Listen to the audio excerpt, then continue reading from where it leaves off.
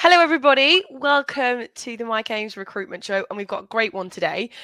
We are going to talk about how to set up a contracts desk, and in a second, I'm going to get Mike to introduce our guest. But what I will tell you in advance is today might be a slightly longer show because we've got a lot to cover, and we want to make sure that we give every subject enough value for you so you can get something from it. So, without further ado, Mike, would you like to introduce our guest for the day? Yes, I would. Welcome, Mr. Andy Hallett, previously of SThree, commercial director, I believe, during that time. Big job, obviously, and we wanted him to come on the show specifically because of his knowledge of contract desks. And this is quite an interesting show normally, because when I normally have guests on, I know nothing about what they're talking about. It's a complete mystery to me, like most of life. But in this case, I've got a different experience of contracts. So we thought it would be really good to bring my experience, which is small business predominantly, with Andy's, which is a range of things, but he's got that big business, the things that they do, the things you watch out for that you pick up in big businesses. So bring that together on the show about setting up a contract desk. So welcome, Andy. Really good to have you on the show. Thanks, Mike. Good to be on it at long last. Only taken 2 years to get round to invite me on. So we have a list. You know, you didn't send me any chocolates at Christmas. You know, what can I say? And it's safe to say as well, Andy, that you have a portfolio of companies, don't you, that you work on around the recruitment and tech space. Is that right? Yeah, very much so. So 2 businesses. So an advisory business, which I set up, Expand, which I help, amongst other things, help businesses set up contract desks, contract businesses, and a network group where we've got a group of approximately 700 recruiters in a peer-to-peer network called Required, which I've co-founded with my friend's daughter in Charlotte. And again, that keeps us very current in the industry. Dwelter's a big friend of the show, so we're very keen on that. One more thing as well, just for those viewers who are wondering, Andy's complaining because it's 38 degrees where he is, because he's in South Africa. So if the signal looks a little bit dodgy from time to time, it's coming a long way, is all I can say. Over to you, Kirsten.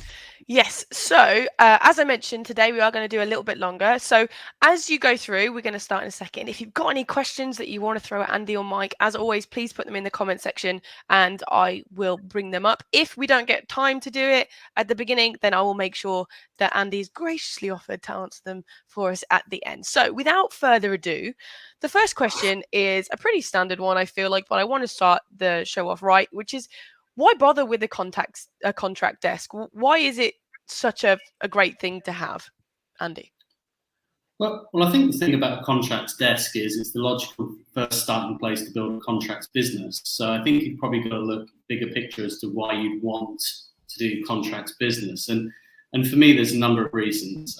I've always done contracts, so I'm incredibly biased. I entered the industry in 1999. Joining it just when the millennium bug was being fixed and the industry needed lots and lots of contractors. So I've been a contract recruiter, I've been a commercial director responsible for contracts, and for me it's just a business for all seasons. And the thing I like most about contracts is its predictability. And actually, when you're building your business, I think a lot of business owners will come to find that predictability of contract is really powerful and important. What I mean by that essentially is that with contract, you spread your revenue, you build your revenue, you grow your revenue. If you're a contract consultant, you start January the 1st with a portfolio of runners. You don't start on zero. You can afford to take longer term decisions. And you're not constantly, starting at zero every month, which is such a powerful thing. In terms, and it works, I think, both for consultants, and I think it also works for business owners equally as well. So yeah, I mean, for me, a business for all seasons. Can I just add a couple of things to that?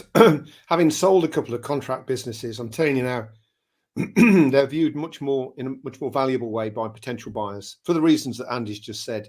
You've got this continual revenue stream stretching out into the future. I think growth can be very quick. And one of the big benefits of contract, and we're going to talk about this a little later, is that you can reuse the contractors. So you spend time building a relationship with the candidate, you place them, and pretty much usually that's that. You may track them a little bit if they're a potential decision maker, but all that effort in building the relationship with the candidate has gone. with the contractors, we spent more money per contractor head than building a relationship with them, taking them out for dinners and lunch and beers, than we did with our clients. I mean, that's how much effort we put into the contractors that we had, because you can reuse that relationship. You'll use them several times over, which is a really cool thing. Couple that with, one of the reasons that you do have a more valuable business is because of that reuse.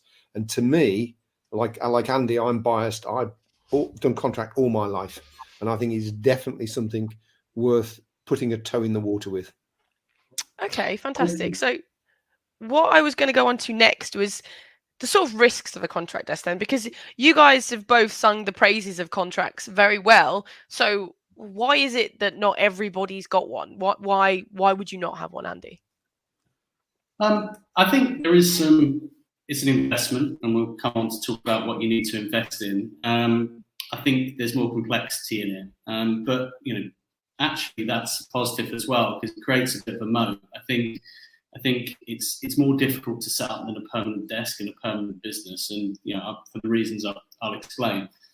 First and foremost, contract tends to be a bit more cash consumptive, or significantly more cash consumptive. So when you hire a contractor, you'll pay the contractor, and they'll pretty much want to be paid within 7, 14, 28 days.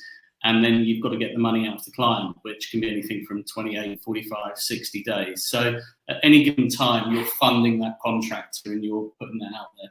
There's mitigations you can do. There's a lot of invoice discounts. You can go and get a big loan from the bank. You can take investment, but it's very cash consuming. And to get that cash coming back into your business is a big outlay.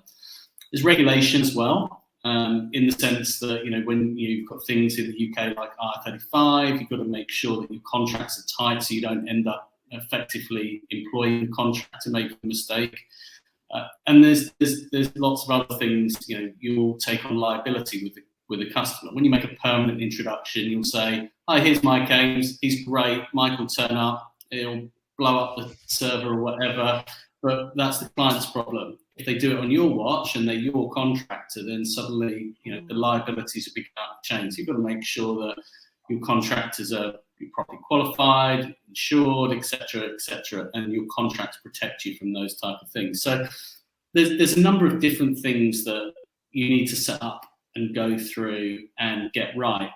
If you're starting a permanent desk, you can sit there in your pants with a LinkedIn subscription, an Excel spreadsheet, an email account, and just be firing off with no regulation, no license, no cash out.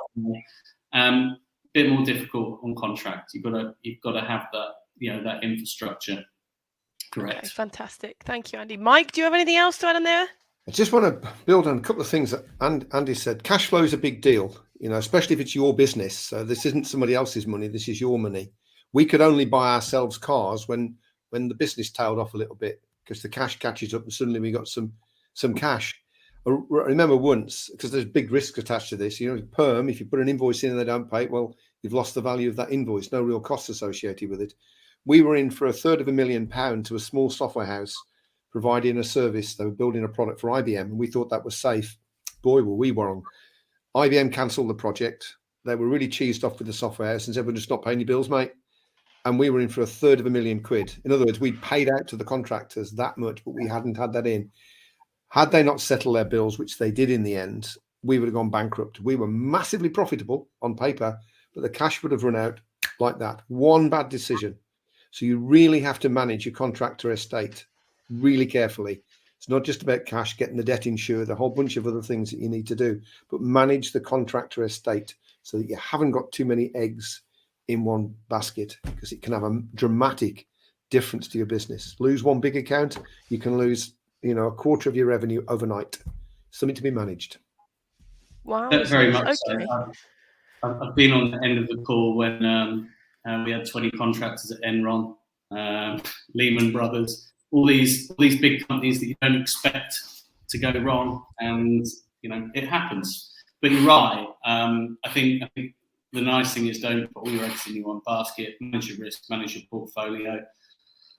if you can, there's products that allow you, if you do, have certain reliance on, those sort of super customers, get credit insurance for that, that balance sheet, reckoning. You can't afford to risk your whole business. And there's a technical term for when the business unwinds. It's called a positive cash hedge. So basically, if you lose 1,000 contractors and they disappear off your balance sheet, it returns you all that cash. So actually, in terms of being recession-proof, what's the one thing you need when there's a downturn in the industry? Businesses, we saw it in the pandemic, businesses just become we want cash. Cash is king. So actually, as your contract book unwinds, it basically throws off cash to your business. So another good reason why contracts business for all seasons. Yeah, for sure. Yeah, like I said, we could only buy ourselves new cars when the contractor numbers went down because the money kept coming in and we weren't paying it out. But I think that's a very good point that you raised there. Just because you've got a big name doesn't necessarily mean to say they're going to pay the bills, and it doesn't necessarily mean to say that they're going to go bankrupt like Enron or like like Lehman Brothers. There are all sorts of reasons, and management of that estate is crucial, and management of your clients as well, I think, is important. Yeah. Okay. So I think we're going to go into that a little bit later. Sorry, just one more thing on that. Margins for perm. I don't believe in low margins, but if you do like a low fee and you think, oh, well, for perm, I'll just do that then. If you have too lower margins on contract, again, that can actually bring you down because the amount that you're paying out, plus all the costs that go with it, an extended payment period, which they'll often do. We were going to pay you on 60 days. Well, we're not now. We're paying you on 90 days. You can do nothing about that except draw your contractors out. And that can change everything. So you've got to have good margins. Massively important. Okay. So, we have sort of briefly touched on the differences between the contract and perm there as well. Is there anything that you wanted to highlight between the difference between the two before we start moving on to actually how we set up a contract desk? Andy, is there other differences between contract and perm you wanted to touch on? Yeah, the way I try and explain it to people who haven't experienced contracts or are new to the industry, it's a bit like rugby union or rugby league. Okay, they're both rugby. To the naked eye, you both kick in the wrong shaped ball around, and for me, it's just a different code. So permanent's very much around effectively getting someone, making sure this is the right move for their career, making sure that the salary is correct, location, the whole family's bought into the move, etc. Generally takes a bit more time. Contract, can you do the job? Can you get it done? For 3-6 months. If it doesn't, if I don't love it, it's not great. It doesn't matter. I've got another contract in 3-6 months. Same for the hirers as well. So I think I've heard it quite crudely described as contracting is an affair, not a marriage. I think the other thing to recognise is where you get your fee as well. So on permanent, you're effectively working for the employee. So we can get you 50, 60,000. I'll get my 20% of that. So the more I get you, the more I get myself. On contract, you're a broker. So you're trying to get as much from the client as possible, and you're ideally trying to get a contractor who's good enough to do it on the most amenable rate to yourself, because you get what's in the middle. So you're effectively, I think on permanent, you're an agent. On contract, you're a broker. And I think it's a very subtle difference there. Okay, fantastic. Thank you, Andy. Mike? I think that's spot on. Yeah, I want to expand upon what Andy just said. That's a really important point. With perm, you're kind of more aligned to the client. You've got to find the candidate and look after them and treat them properly and make sure the match is good, of course.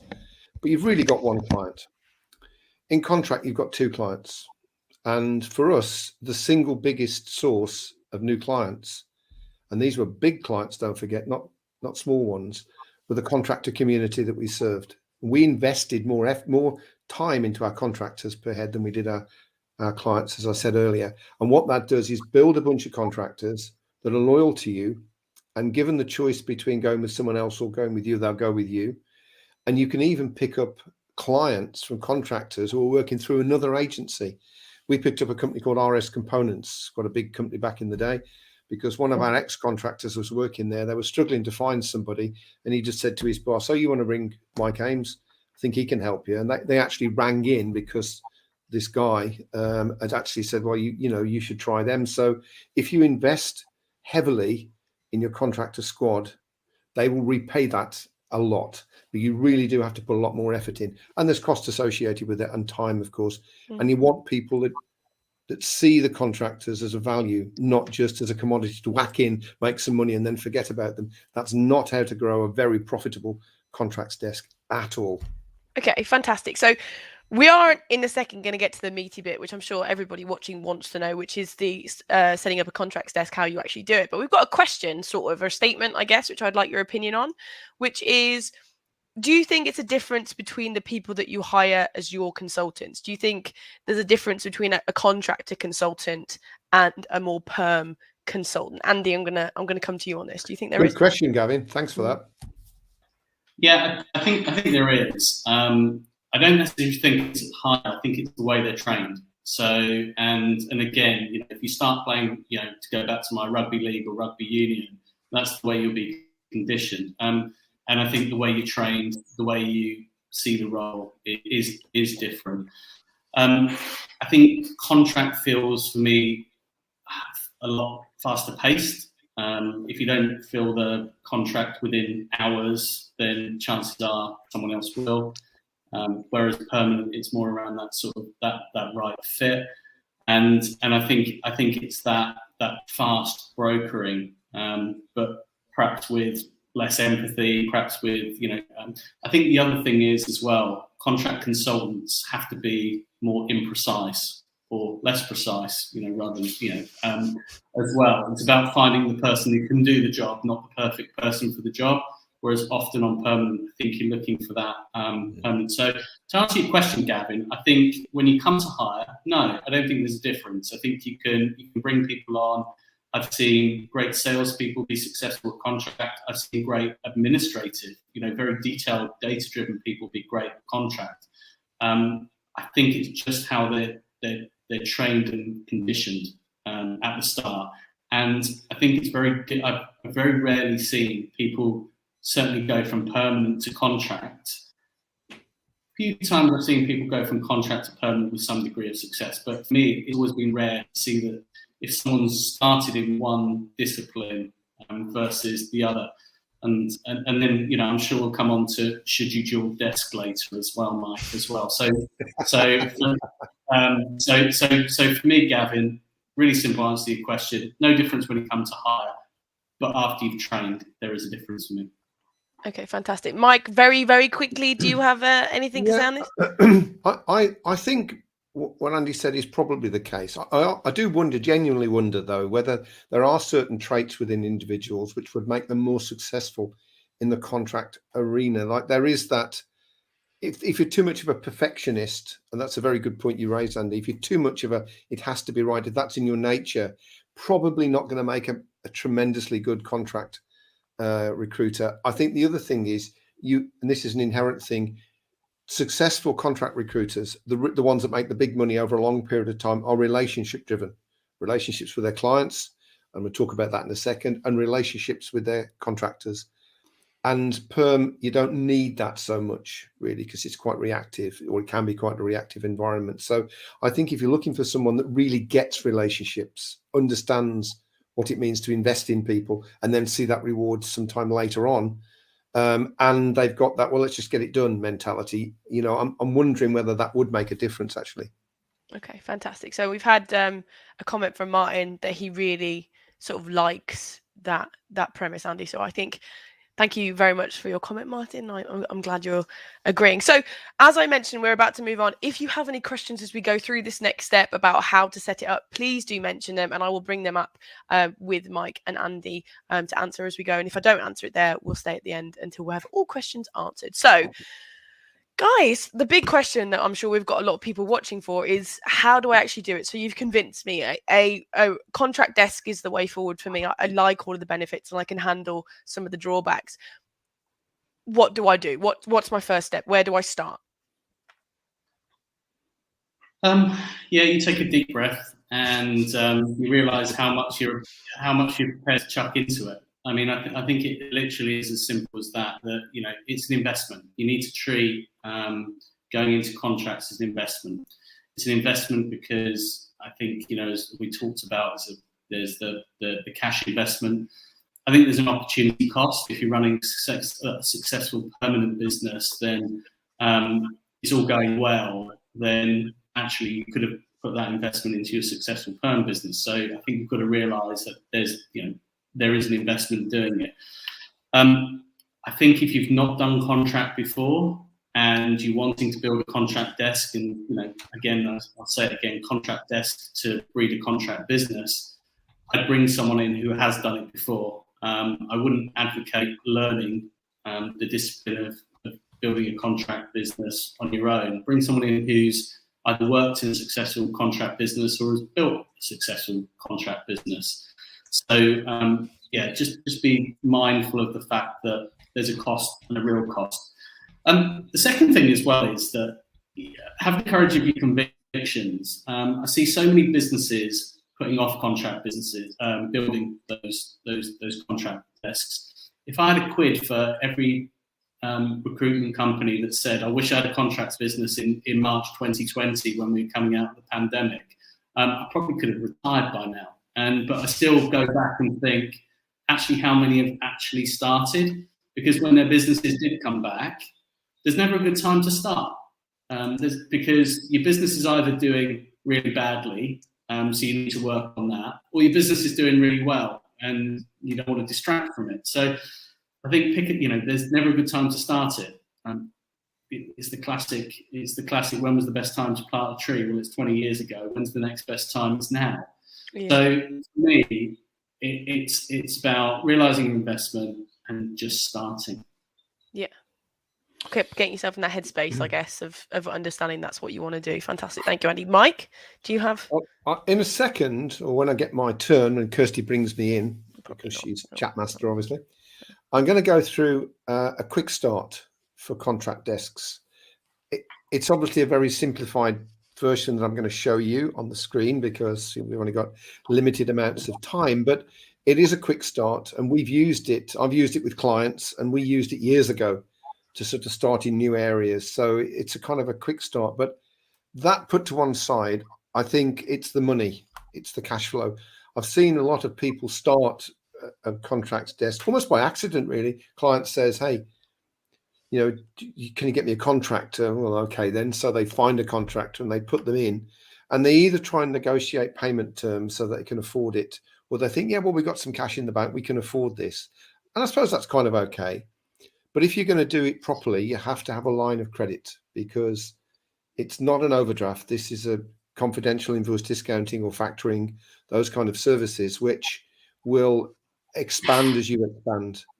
And not doing that sometimes means you have to turn down pieces of work because you can't afford it.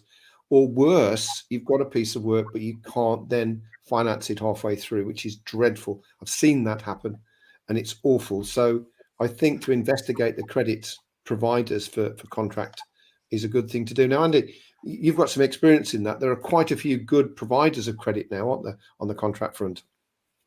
Yeah, I mean, it's very much an evolving market, but I think we partnered up with Sonovate, who are pretty much the industry leaders. A couple of my ex-colleagues actually, and actually, I think they've probably changed the industry in terms of it used to be the classic bank.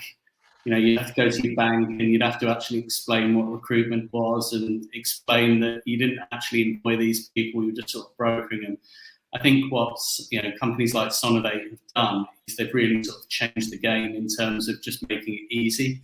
So they'll come on, they'll do your invoicing for you, they'll collect the money, effectively they'll pay you a margin, so you can you're not using your cash, but you're getting the benefit of the profit. So I think certainly to start. And then as you really sort of grow and scale, those companies are really powerful and important. So can we just dig in? Can I ask a few questions about that on behalf of the viewers? So, okay, so there's a contract, say contract invoice to go in and it's £1,000, right? Because we can work on that. So you would send that to the client and Sonovate, or you would send that to Sonovate, or how would that work? Well, there's a number of different ways of doing it, but there are varying different ways. You can either have effectively them act in your name, or you can effectively just pass it, and they'll run that as a back office service. Those services are available. But it's pretty much what works with your customer and what works for you. Effectively, though, what they're doing is they are lending to you and paying you for the value that they are going to receive, or the value you're going to receive, and they accept it on your behalf effectively. So you pay out. So you send them a bill for £1,000, an invoice. They pay the £1,000 within a couple of days, I guess. Then within 7 days or whatever it is, you pay the contractor. So you're basically not out of pocket on the invoice, are you? Basically. Yeah, well, they'll do it, so you don't even have to appear in the chain. So there's numerous different ways of doing it. So potentially, they'll pay your contractor, and then they'll just claim the money back from the client, and they'll pay you your margin in the middle. So you're not actually exposed from doing it. So from there are ways of doing it, and effectively mirroring to what your client's requirements are. And so just to go through, people have never done this. So, okay, that's great. That's all paid. Contractor's been paid. You've got the dosh, effectively got the margin in your bank. Awesome. And then is there a period that if they haven't paid the bill, the provider would say, well, we want our money back now. It's like, 90 days or something. They haven't paid the bill, but we want our cash back. Or does it go on forever, or how does that work? It really depends on the deal you sign up for. I mean, it's the classic risk reward. If you want it fully insured and fully credit backed, and it's their risk, then you're going to pay a lot higher. There are different providers out there that will. It really comes down to your risk appetite as a business. You've got literally complete full risk where you're financing it with your own money or a bank loan, or you're effectively getting someone else to do it and sit in your seat. They've obviously got the benefit of that broad portfolio, so they potentially can take that risk, or they've backed it off with credit insurance. So for me, I think one of the key things that comes out is, what's your appetite for risk? What is your appetite for?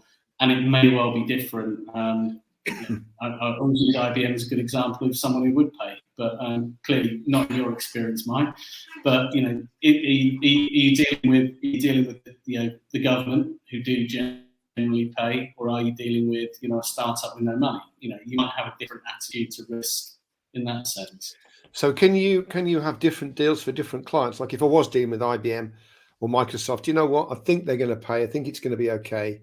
It's going to be fine. But if I'm dealing with a small software house, perhaps not so much. So the same provider of credit, you can have different deals per client. Does it work like that?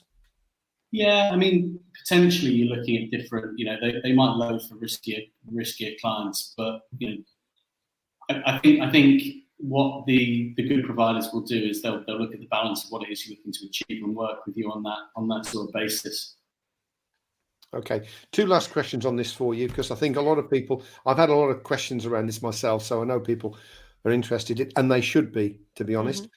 Do the providers dictate how much business you can do with one client? I mean, would they be okay if you had all your business in one client, or do they make you spread it out, or how do they see things around that? It does depend on the provider, but most will give you a credit line. They'll give you a credit limit that, this is what we're prepared to lend against, this company. And I mean, it's not an area I'm hugely familiar with, if I'm honest, because you say I worked at SThree, so we pretty much just self-funded, so it was never an issue. But the same protocols for our self-funding applied. We used to assign credit limits to customers, and ultimately, if we were to bounce over those credit limits, someone, you'd go up the chain and someone pretty senior would have to sign up. If people weren't paying the bills and we went to extend contractors, extending is a really good time to assess, do we want to continue this risk? But also it's a real opportunity with the client to say, sorry, that guy that's holding up your website right now can't continue past 2 or 3 weeks because we've not been paid. And actually it's a real opportunity to go and have those engagements with customers. So for me as well, whether or not you're self-funding or whether or not you're doing it through a provider, the principle's the same. How much are we prepared to risk against this client? are they paying, and what leverage do we have if they're not? I think that's an important point to remember if you're setting up a desk. It's really important that with perm, you can pretty much do as much as you want with whoever you want. It's absolutely fine. You don't think about that. You think about fulfilling the vacancy. With contract, you have got this other dimension to the decisions you make, and that's around money, really. So in the past, I remember we had to go to Barclays Commercial Services. They provided an invoice discounting service. So basically, the clients didn't know that we were using them. We owned the sales ledger and chase debts and so on. And we got the chance of a huge project at Severn Trent Water. I mean, it's like a several £1 million, I think, over the lifetime of the contract. But that would have blown out the Severn Trent Water limits, and we had to go to them and beg and plead for them to extend it so that we could take the contract on. And had we not been able to do that, we would have had to have said to the client, we can do that, but we can't do it. And it's an extra consideration. You're much more actively managing things than you do with perm. And if you don't do that, you could get yourself into a lot of trouble. Okay. One last question on this, and then I know Kirsty wants to move on, but in terms of fees that you would expect to pay, I know what you're going to say. It's like, depends that, the more you get from them, the more you pay. What are the typical limits, kind of lower and upper limits on what you would expect to pay as a percentage of the invoice value to a company like Sonovate or whoever? You'll be looking, generally low percent. I would have thought, I've seen fees 6 or 7, but generally a lot lower than that. So, and there's going to be a number of factors. How much you put it through. Obviously, there's a volume. There's risk appetite. It really is how long's a piece of string. What I would say is that it is a relatively competitive market. So work out which provider works best for your business, and ultimately there's a mixture. The other thing that does potentially complicate it as well is that you've got things like the service. So what else are they doing? Are they managing your back office? Are they managing the timesheets? Are they doing those things as well? So it's not just as clear as a simple number. We negotiated a deal. Well, I didn't do it myself, but I was working with someone setting up a contract desk last summer, and you're right. They had, I think, the lowest was 2.75%, up to about 5.5%. But I would say this: 2 things to anyone thinking of doing it. First of all, shop around, right? But be careful. They're not apples. They're not apples and apples. You're comparing apples and pears. So be careful. Whatever you buy, there'll be a cost associated with it. Make sure when you get quotes from different clients, they're quoting for the same thing. But shop around and negotiate. They all come down. They all come down. There was one, I won't mention their name, but they were pitching in at 3.5. I think it was 3.75, and they came down to less than 3 with negotiation. So, it's like anything else, negotiate. But once that's in, it's in. And get the right thing that suits you. And I entirely agree with Andy. Risk and exposure to risk is really important, because it can bring down a very healthy business if you get the money wrong. Okay, fantastic. Okay, so I have got a couple of questions, but I think I'm going to hold that up to the end. And Mike, is now the time for you to discuss your... Yeah, sure. I can go through this real quick, because I know we are still going to try and pitch it to 3/4 of an hour, aren't we? Mm-hmm. So this, I'm going to explain to you now a way that you can set up a contract desk, almost not as an experiment, but to get you in, really. And then you can then look at it again and perhaps reformalize it and make it a little more scalable. Let's put it that way. But it's a model that we've used in the past, and quite frankly, we used it even when we had a big business. My business was 40 million quid in the 90s, so 65 million quid now, I think. And we did this squad approach then. It was the thing that we did. Generally speaking, when you're starting off, there's the difference.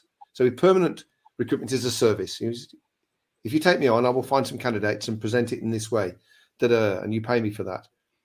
In the squad approach, you're actually selling, you're not selling a service, you're selling a squad of contractors. They're usually all in the same discipline. You've been through and you've checked them out and you've spoken to them, because you can take references on contractors, which you can't do on permanent. It's a big difference. So you can speak to other contractors they will have worked for. You can speak to previous companies that they've worked for. You ask permission before you do it. It's only good manners to do that. But we would never use anyone unless we check them out, ever. ever.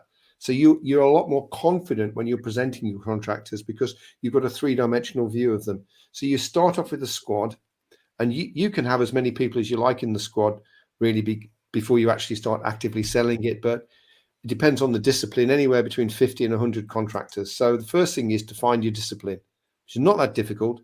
It's something that's quite narrow. It's something that you can specialize in. Obviously, there is a contract market for it, and preferably at least one of your clients actually uses that skill on contract. Okay, so that's the first thing. Trial and error perhaps to get it right, but ours back in the day was IBM mainframe, specifying in 3 different products that sat on the mainframe. Means nothing to most of you. Don't even know what a mainframe is. I'm even embarrassed to talk about mainframes, but there you go. Then you spend time building the contractor squad. I'm actually doing this now with a client, and we're using some Indians to actually build it. So they're locating contractors, they're registering them. Then we do it the other way around. We have a level 1 assessment, then we contact them. Then we have a level 2 assessment, and then we can start to check them out. Now it is time consuming, but there's no cost really, or very little cost. It's just time. So you can do this over a period of time, 6 months, if you will, to build the squad, because you're selling the squad, you're not selling the service. Big difference there. Next stage is you go to your existing clients and say, look, here's the thing. We've built this squad of contractors. They've all been checked out. We've taken references on everybody. We've interviewed everybody. We know when everyone's finish date is, right? It's the squad you're buying. When you get a contract requirement, would you be happy to give us a go? And if the relationship is strong, almost certainly the answer will be yes. But what you can also do is you can spec offer the contractor to their previous assignments when they were working through another agency. There are risks associated with that, and I could spend the next 10 minutes just talking about that. But essentially what you're doing is saying, okay, that contractor worked as a contractor at that site. So I know they take contractors. Many times the contractor, if you ask them, will tell you who their manager was. They're very free and easy with information in most cases. And then that means I can ring them up and say, look, we've got so-and-so and so-and-so coming up. Would you be interested in taking them back? Now, if you do that with people that don't know you, there is a chance that they'll just ring up the previous agency and say, I gather so-and-so and so-and-so is coming up. Could we have them back?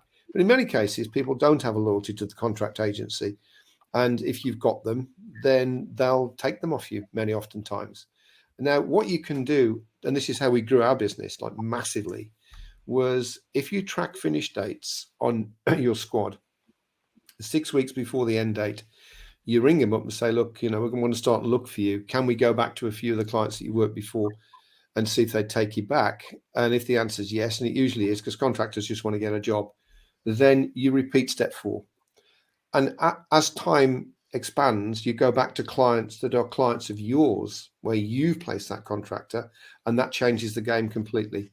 Because the last thing you want to do when you're small is get requirements that everybody else has got for anything and its mother, and then hit the job boards or wherever, or LinkedIn, or you'll register. It's a nightmare. When you're bigger, absolutely fine. But when you're smaller, this is a really cool way to enter the market and corner that market, bags it, if you will. And I can thoroughly recommend it. I am going to talk about it a little bit more next week in next week's show, because it happens to come under the banner of that. So if you've got any questions on that, please ask them now. And if we can't answer them now, I'll certainly answer them in the comments. But this seriously is a great way, low cost way to get in there. Having said that, get your credit lines in place before you start, because if a lot of people say yes, you run out of money real quick. Wow. Okay. Fantastic. I do really like that approach, Mike. I think you've got to go niche. It's really, you can't be a generalist contract. If you want, you can if you're SThree, but you can't if you're a small business, can you?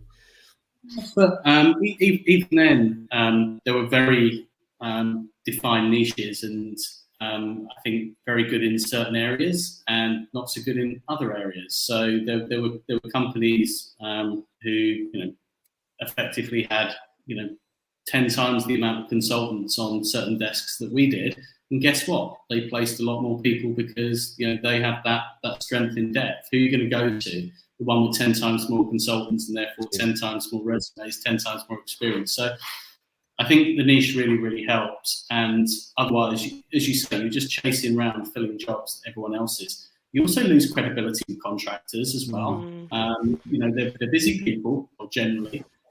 They get a lot of phone calls, and if you're effectively reading off a job spec and you don't understand, what the difference between Java and JavaScript is, for example, it's going to be a pretty short conversation, and you're not going to get a second chance with them. So what you've talked about is creating those squads where people feel confident talking to you, that if Andy Hallett rings you up or Mike Ames rings you up, they know that I'll take this call because he understands what I actually do.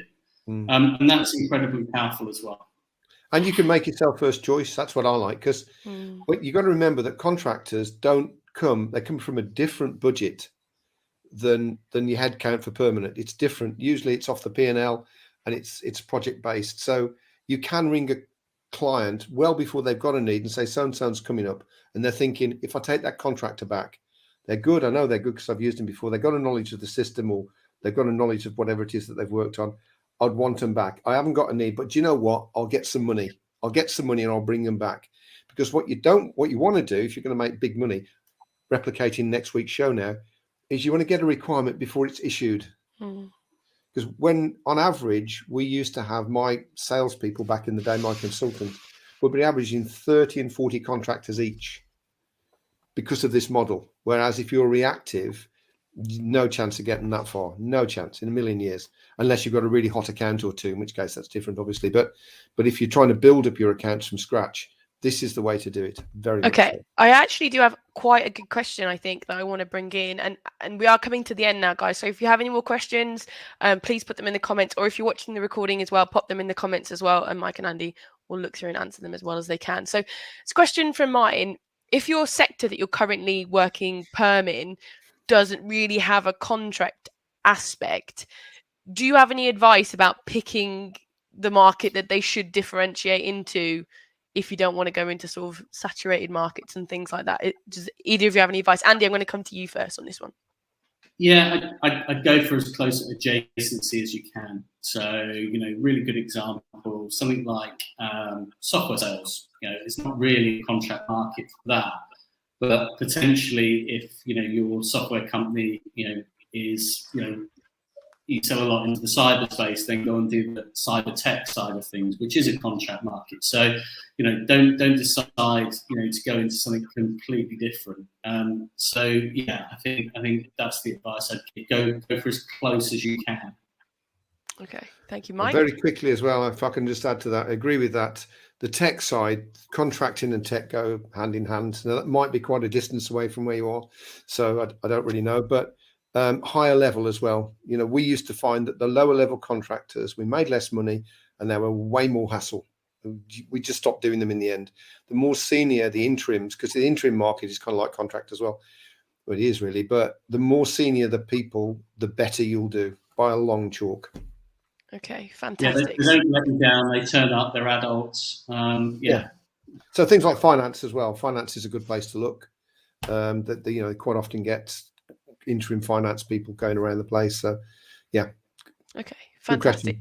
So I think it's about time for me to do a bit of a roundup. So for those of you who are new watching this, in a second, Andy, I'm going to come to you and come to the first thing that people should do, the small thing that they should do to start their contracting desk. But first, let me do a bit of a summation. So essentially, contracting is a great way of making your business a bit more recession proof. It's a really cash rich place to be, and I love that thing where if you lose people you end up with more money, which is sort of a nice thing to have. Only for a bit, only for a bit. I get that, but still it's a nice little boost. On the negative side, that there is an investment involved, and you have to get into that headspace with it. But essentially, the difference between the two is with perm, you're working for the client, whereas when you're contracting, you're very much kind of on the side of the contractor as well. So it's more of a split level.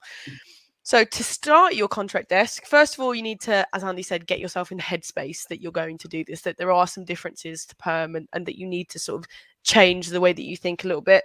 Then you need to figure out your line of credit. We talked a lot about this and about different places that you could look.